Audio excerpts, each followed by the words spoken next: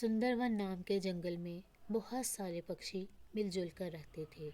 वहीं लाडो नाम की चिड़िया अपने दो बच्चों के साथ रहती थी। लाडो बहुत मेहनती और दयालु चिड़िया थी। वो सुबह होते ही अनाज की खोज में निकल जाती और शाम को अनाज के साथ वापस लौटती और अपने भूखे बच्चों को खाना खिलाती। उसके पड़ोस में ही टुनटुनी चिड़िया रहती थी। दो बच्चे थे। उसका घर मिट्टी का था और पानी का एक बहुत बड़ा तालाब था, जिससे गर्मी के मौसम में उसे बहुत खूब राहत मिलती थी। चलो चलो बच्चों, नहाने का समय हो गया है, चलो जल्दी करो। अरे मम्मी, नहीं नहीं, हम तो कहीं बाहर भी नहीं जाते, फिर हमें तुम रोज़ क्यों नहलाती हो? बच्चों, ये देखो, तुम सारा दिन खेलते रहते हो। अगर तुम रोज़ नहीं नहाओगे तो तुम्हारे पंखों से बू आने लगेगी। टुनटुनी के बच्चों को नहाना नहीं पसंद था, फिर भी वो उन्हें रोज़ नहलाती थी। टुनटुनी ने अपने बच्चों को नहलाया और छत पर सूखने के लिए खड़ा कर दिया। चलो, अब मेरे काम का समय शुरू हो गया है। जंगल के सारे पक्षी एक एक करके मेरे स्विमिंग पूल में नहाने आएंगे। टुनटुनी ने सोचा। टुनटुनी बहन, क्यों मैं भी अपने बच्चों को नहला लूँ? हाँ हाँ, क्यों नहीं, पर तुम्हें पता है ना, एक बच्चे को एक बेरी। हाँ हाँ, ये लो 2 बेरियाँ। और रानो चिड़िया अपने बच्चों को स्विमिंग पूल में नहलाने लगती है। इस तरह एक एक करके जंगल के सारे पक्षी स्विमिंग पूल में अपने बच्चों को बेरियाँ देकर नहलाते हैं। टुनटुनी का स्विमिंग पूल बहुत मशहूर हो जाता है। इसी तरह एक दिन लाडो भी अपने बच्चों को नहलाने के लिए स्विमिंग पूल में आती है। बोलो लाडो, क्या काम है? टुनटुनी बहन, क्या मैं भी अपने बच्चों को नहला सकती हूँ? हाँ हाँ, क्यों नहीं, लाओ 2 बेरियाँ। अरे टुनटुनी बहन, मेरे पास तो अभी बेरियाँ नहीं हैं, पर मैं जब पहाड़ी इलाकों में जाऊँगी तो आपके लिए बेरियाँ ज़रूर लाऊँगी। अरे नहीं नहीं, बेरियों के बगैर तुम नहीं नहा सकती, चलो चलती बनो यहाँ से। ठीक है, चलो बच्चों। माँ, हम भी टुनटुनी आंटी के स्विमिंग पूल में नहाएंगे।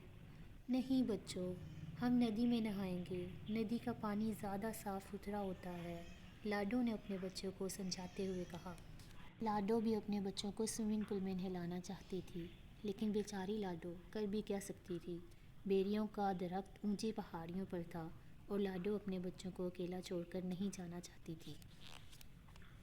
अरे लाडो, क्या कोई परेशानी है? इतनी उदास क्यों हो? अरे नहीं कालू भैया, बस सोनू मोनू को टुनटुनी के स्विमिंग पूल में नहाने की इच्छा है और वो इसके बदले बेरियों की डिमांड कर रही है, और मैं पहाड़ी इलाकों से बच्चों को अकेला छोड़कर बेरियां कैसे ला सकती हूँ?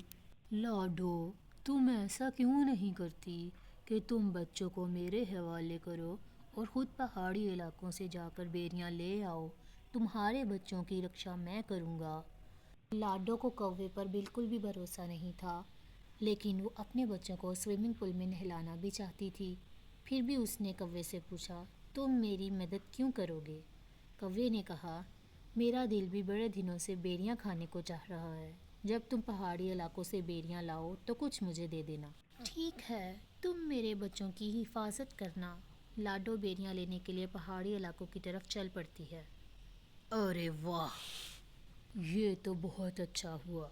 मुझे पता चला है पहाड़ी इलाकों से हमारे जंगल की तरफ बहुत तेज़ तूफ़ान आ रहा है। मुझे नहीं लगता कि उस तेज़ तूफ़ान में लाडो वापस बचकर आ सकेगी। फिर मैं इन दोनों बच्चों को बाहर फेंक दूंगा और घर पर कब्ज़ा कर लूँगा। लाडो के जाते ही कौवा बच्चों को घोंसले से बाहर निकाल देता है और बच्चे माँ की याद में रोने लगते हैं। इधर लाडो जैसे तैसे करके आगे बढ़ने लगी, वैसे ही तेज़ हवा भी बढ़ने लगी। लगता है इस तेज़ हवा में मैं उड़ नहीं पाऊंगी। वो एक पुख्ता यकीन के साथ निकली थी। लाडो चिड़िया हार मारने वालों में से नहीं थी। बहुत सी कठिन मुश्किलात का सामना करते हुए लाडो चिड़िया आगे बढ़ती रही। तभी उसके सामने से मीनू मासी आती हुई नजर आई। अरे लाडो, कहाँ जा रही हो? बारिश के साथ साथ तेज़ तूफान भी आ रहा है, चलो वापस चलें। अच्छा मौसी, चलती हूँ। लाडो लाडो, देखो बहुत तेज़ बारिश हो गई है, तुम ऐसा करो, बारिश थमने तक मेरे घर में रुक जाओ। इस तरह मीनू मौसी के घर में लाडो रुक जाती है और अपने बच्चों के बारे में फ़िक्रमंद रहती है कि पता नहीं मेरे बच्चे किस हाल में होंगे। लाडो के दोनों बच्चे एक पेड़ की डाली पर बैठ जाते हैं जहाँ बारिश कम आ रही होती है। तभी एक बूढ़ी आवाज़ आती है, मेरे बच्चों इधर आ जाओ। बच्चे उसके पास चले जाते हैं। दूसरी तरफ कौवा घोड़े बेचकर सो रहा होता है। तभी एक तेज़ हवा के झोंके से उसका घोंसला पानी में डूब जाता है।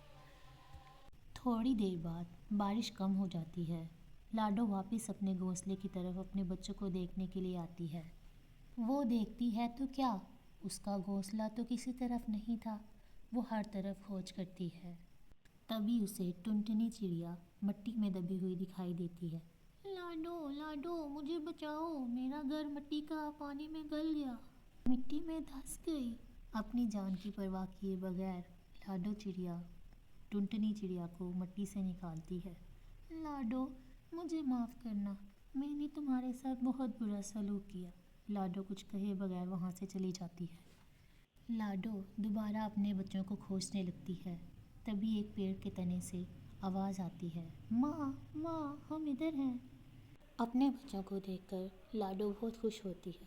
माँ माँ आपके जाने के बाद अंकल ने हमें घर से निकाल दिया, फिर इन बूढ़ी दादी ने हमें पनाह दी। लाडो कहती है, दादी जान आपका मेरे बच्चों की हिफाजत करने के लिए बहुत शुक्रिया। लाडो अपने घर के बाहर एक बहुत बड़ा स्विमिंग पूल सारे जंगल के पक्षियों के लिए बनाती है। इस तरह सारे जंगल के पक्षी हंसी खुशी रहने लगते हैं। इस कहानी से हमें ये सीख मिलती है कि हमें एक दूसरे के साथ मिलजुल कर रहना चाहिए।